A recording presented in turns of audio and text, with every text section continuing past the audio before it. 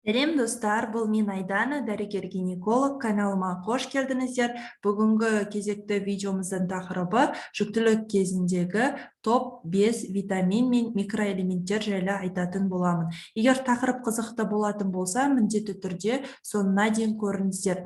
Және де әйел денсаулығына қатысты толыққанды ақпарат алу үшін әлеуметтік желілерде менің Инстаграм және де Телеграм каналым бар. Сол жерге жазылып түрлі тақырыптарда ақпараттар ала аласыздар. Міндетті түрде жазылып алыңыздар, сілтемесін төменге қалдырдым. Жалпы жүктілік кезінде көп қыз-келіншектер жүкті болғаннан бастап қандай витамин ішуім керек, не ішуім керек деп болашақ нәрестесінің аман-сау дүниеге келуін ойлай бастайды. Бірақ көп жағдайда біз тек осы фолий қышқылын ішсең жеткілікті деген ең бірінші жүктілерге беретін алғашқы рекомендация, яғни негізгі міндеттейтініміз осы фолий қышқылы болып табылады.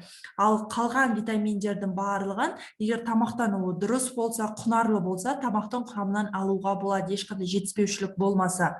Не үшін біз барлығымыз бір ауыздан фолий қышқылын міндетті дейміз? Себебі зерттеу бойынша 7-тен 93%-ке дейін осы фолий қышқылы жүкті кезде міндетті түрде ішу керек екенін өзін дәлелдеп шыққан бірден бір витамин болып табылады.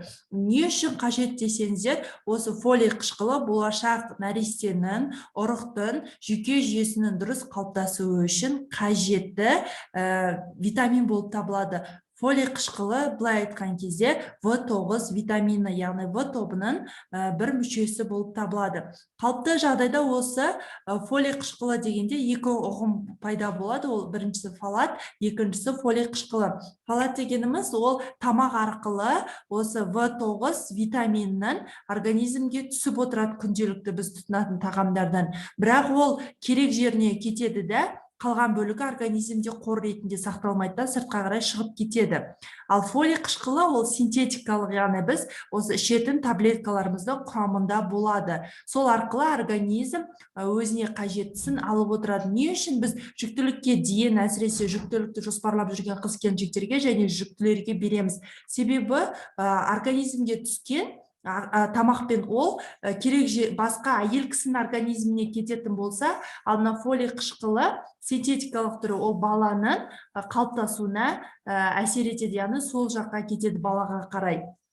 Сондықтан міндетті түрде фолий қышқылын ішуіміз қажет. Енді ұрық пайда болғаннан бастап, жүйке жүйесі осы алғашқы триместрда пайда болады, алғашқы айларда.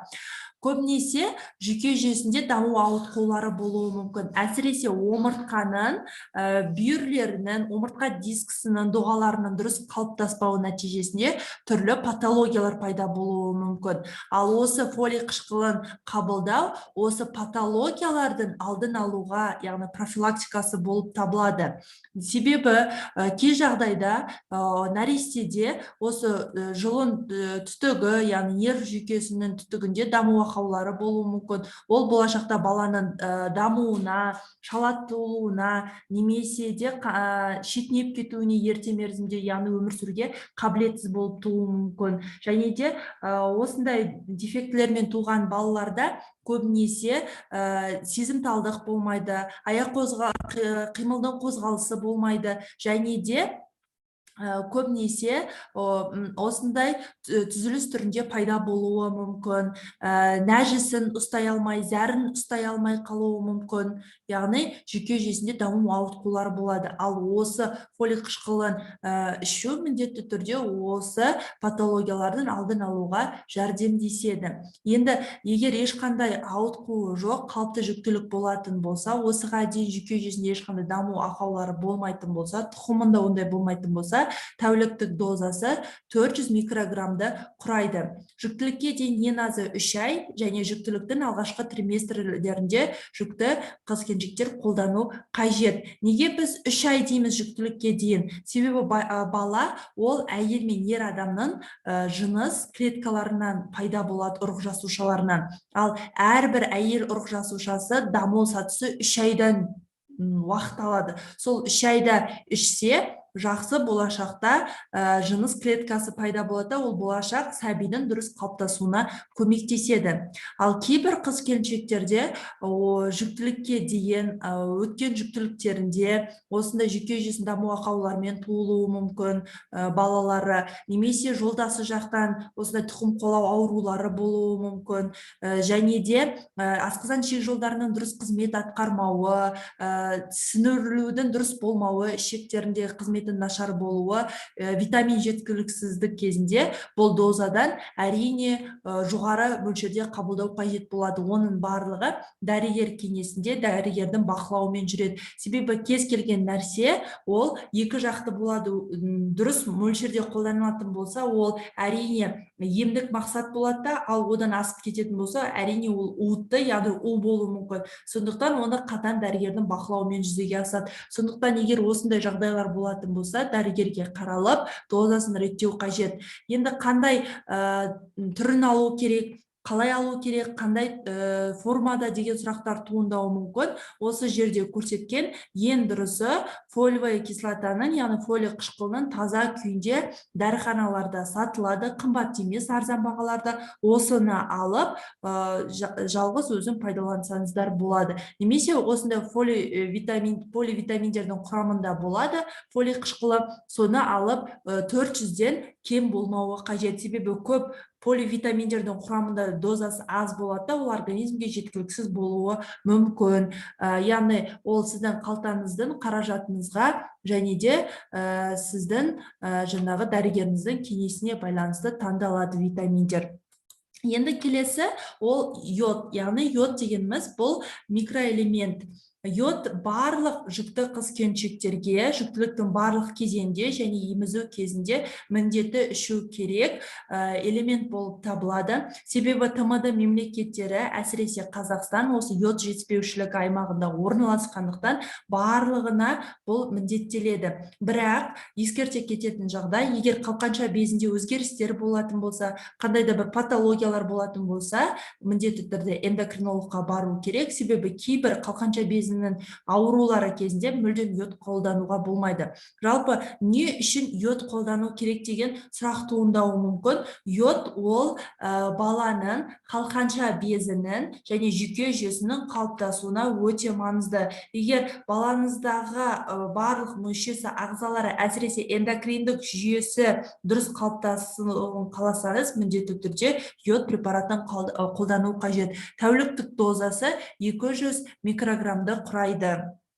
Келесі ол темір, яғни темір препараты ішу қажет әрбір 3 ай сайын әйел кісілерге. Себебі әйел кісілерде әрбір ай сайын айлық, яғни етекір келеді. Етекір кезінде қанды бөліністер болады. Сәйкесінше біз көп мөлшерде жаңағы гемоглобин, соның құрамында темірді жоғалтамыз. Сондықтан профилактикалық мақсатта әрбір 3 ай сайын осы темірді профилактикалық дозада қолданып отыру қажет. Және де жүктілік кезінде айналымдағы қан көлемі артады және әйел кісімен қатар сонымен құрсақтағы сәбиге де көп мөлшерде оттегі қажет. Оның барлығы гемоглобин арқылы жүзеге асады, ал гемоглобиннің ішінде темір бар. Сондықтан темір элементін қолданамыз. Ал дозасы ол әрбір әйелдің ерекшелігіне байланысты және триместрдағы гемоглобин және қандағы ферритин, трансферритиннің мөлшеріне байланысты. Көп жүкті келіншектердің жаңа әлсіз, шаршаңқы болып жүруінің,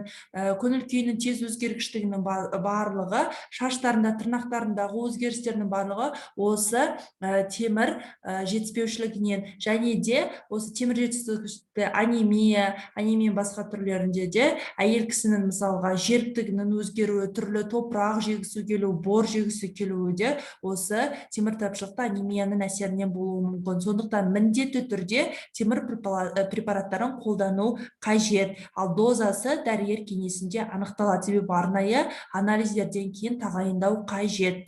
Одан кейінгі міндетті түрде қолдану керек ол D витамині. Не үшін D витамині? Себебі D витамині ол организмде 3000-нан астам негізгі қызмет атқарады. Сіз ойлаңыз, 3000 дегеніміз ол аз цифр емес. Яғни организмде алатын рөлі өте ерекше. Сол негізгі организмдегі атқаратын қызметі D витаминінің ол кальций мен фосфордың жаңағы алмасуын, яғни организмге сіңуін, ол дегеніміз біздің қанқамыз, яғни сүйектердің қалыптасуына бірден бір әсер етеді.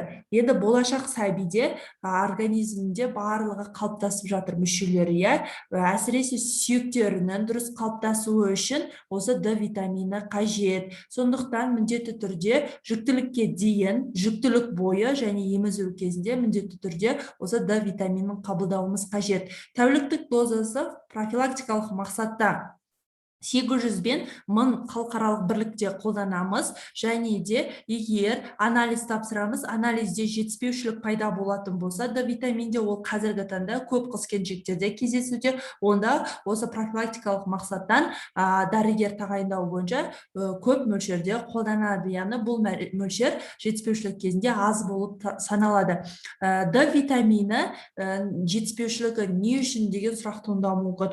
Ол себебі қазіргі таңда осы асқазан ішек жолдарының дұрыс қызмет атқармауы, D витаминінің дұрыс сіңбеуі нәтижесінде, одан кейін біз күннен қорғанатын түрлі кремдер жағамыз, киімдер киеміз, және де бізде D витаминінің жаңағы күлгін сәулесін дұрыс уақытта қабылдамаймыз, және де дұрыс күн сәулесін алмаймыз. Соның нәтижесінде D витаминінің жетіспеушілігі туындап жатыр. Сондықтан міндетті түрде, сауатты түрде D витамин қабылдауымыз қажет. Себебі бұл кезде әйел организмі үшін ғана емес, сонымен қатар баланың ағзасының дұрыс қалыптасуы үшін де қажет. Және де D витамині ескерте кететін жағдай, ол организмде иммунитеттің дұрыс қалыптасуы үшін де маңызды. Сондықтан осы витаминді қабылдауды ұмытпаймыз.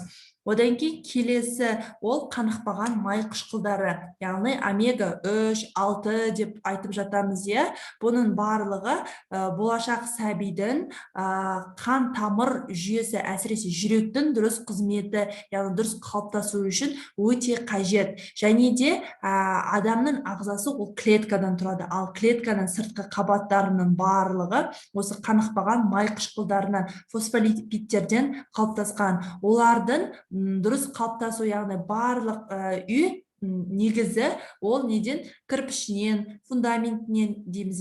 Ал біздің ағзамыздың ең кішкентай микро бөлшегі ол клетка. Клетка дұрыс болмайтын болса, онда ол сәйкесінше мүше де, ол ағза да дұрыс болмайды деген сөз. Сондықтан дұрыс болу үшін осы қанықпаған май қышқылдарын, қанықпаған май қышқылдарын қабылдауымыз қажет. Тәуліктік дозасы 200-300 миллиграмм болып табылады. Ең дұрысы аптасына балық жеген дұрыс, яғни 350 грамм теңіз өнімдерін қолдансаңыз, егер аптасына сіз осындай мөлшерде балық, теңіз өнімдерін жей алмайтын болсаңыз, онда әрине сіз препарат ретінде қабылдауыңыз қажет. Себебі бұл баланың жүрек қан тамырлары жүйесінің дұрыс қалыптасуына алып келеді. Бұл жалпылай айтқанда барлығына қажет топ 5 витамин мен микроэлементтер болып табылады. Бұдан да басқа өте көп, әрбір апта сайын баланың дамуына байланысты, әйел кісінің ағзасындағы өзгерістерге байланысты түрлі, мысалға, әйел организмде жатырдың өсуіне байланысты, одан кейін сүйектерінің қақсауына байланысты, және де әйел кісінің тағамдық қалауларына байланысты, баланың әр аптасына байланысты, триместріне байланысты, дамуына байланысты түрлі витаминдерді қосып отырамыз көзі дұрыс дамуы үшін. Сондықтан біз оның барлығын білуіміз қажет. Сол мақсатта менің арнайы босануға дайындық курсым бар. Жүктілік кезінде босануға дайындық, ешқандай разрывсыз толғақты дұрыс өткеру, және де босанудан кейінгі ең бастысы күтім, яғни қалыпқа келуді үйрететін арнайы курсым бар. Егер қызықтырса, міндетті түрде осы курсқа жазылсаңыздар болады. Жазылу үшін төменге сілтемесінен қалдырдым, сол жерден толық ақпарат ала аласыздар. Егер берілген ақпарат ұнаса, міндетті түрде каналға жазылып, лайк қойып, және де пікір қалдырсаңыздар, қай витаминдерді қолданып жүрсіздер, кім тағайындады, өздеріңіздің ойларыңызды, пікірлеріңізді жазып кетсеңіздер, сұрақтарыңыз болса осы витаминдерге байланысты міндетті түрде жауап беремін. Келесі кездескенше, және де видеоны жүкті ханымдармен бөлісіп қойсаңыздар. Келесі видеода кездескенше сау болыңыздар.